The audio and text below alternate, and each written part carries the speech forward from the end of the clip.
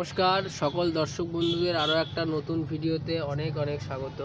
বন্ধুরা, আপনারা দেখুন বেগুন গাছেও কিন্তু অলরেডি বেগুন ধরতে শুরু করে দিয়েছে। বেশ কিছু বেগুন গাছে ধরে গেছে। এই বেগুনগুলো তুলনামূলকভাবে আকৃতি একটু ছোট হয়, কিন্তু ফলন অনেক বেশি। এটা আরও বড় হবে।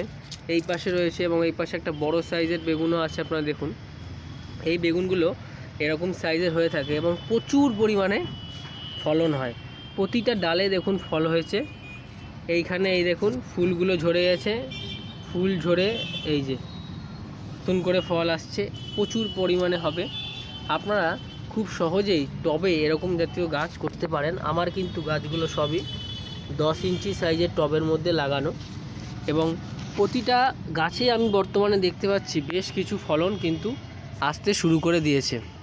তো এই অবস্থাতে যেটা করতে হবে, প্রত্যেক দিন গাছে কিন্তু জল দিয়ে গাছটাকে পুরো স্নান করিয়ে দিতে হবে। কারণ কুয়াশায় কী হবে, গাছের গ্রোথটা বেড়ে আস্তে আস্তে গ্রোথ কমে যায় এবং এইখানে লাল মাকড়ের আক্রমণ হতে পারে।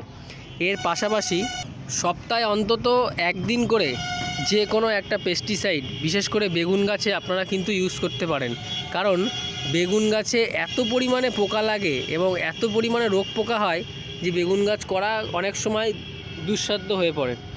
এই কারণে আমি বলবো বেগুন গাছে অন্তত সপ্তাহে একদিন করে ঘুরিয়ে ফিরিয়ে যে কোনো একটা পেস্টিসাইড, চাইলে নিম অয়েল কিংবা কাকা কিংবা সুপার সোনাটা এগুলো ব্যবহার করতে পারেন, কিন্তু ভালো কাজ হবে। আর এর পাশাপাশি আপনারা যেটা করবেন, প্রতি 15 দিন অন্তর মাইক্রোনিউট্রিয়েন্টস, আমি এখানে অ্যাগ্রোমিন ম্যাক্স ব্যবহার করি, আপনারা চাইলে অন্য কোনো কোম্পানির প্রোডাক্টও ব্যবহার করতে পারেন।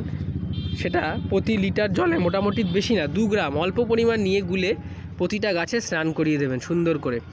আর সর্ষের খোল 2 দিন 3 দিন অন্তর অন্তরই দিয়ে যেতে, কারণ এই গাছে প্রচুর পরিমাণে খাবারের প্রয়োজন হয়। আর এত পরিমাণে এই গাছ ফিডার যে এর যত আপনারা খাবার দেবেন তত গ্রোথ ভালো হবে। তার পাশাপাশি সুফলা বা এনপিকে 10-26-26 ইউজ করতে পারেন, ভালো রেজাল্ট পাবেন। এই কচি কচি পাতায় কিন্তু লাল মাকড়ের আক্রমণ হয় এবং আস্তে আস্তে পাতাটা মুড়িয়ে যায়, গাছ নষ্ট হয়ে যায়। সেই কারণেই সপ্তাহে অন্তত একবার বা 10 দিনে একবার করে যে কোনো পেস্টিসাইড কিন্তু ইউজ করতে হবে, না হলে বেগুন গাছে কিন্তু খুব বেশি ফলন আনা সম্ভব নয়। তো এই ছিল আজকের ভিডিও। আমার গাছে যেহেতু ফল ধরতে শুরু করেছে তাই আপনাদের আমি দেখালাম। আপনারা অবশ্যই কিন্তু এরকম গাছটা করতে পারেন।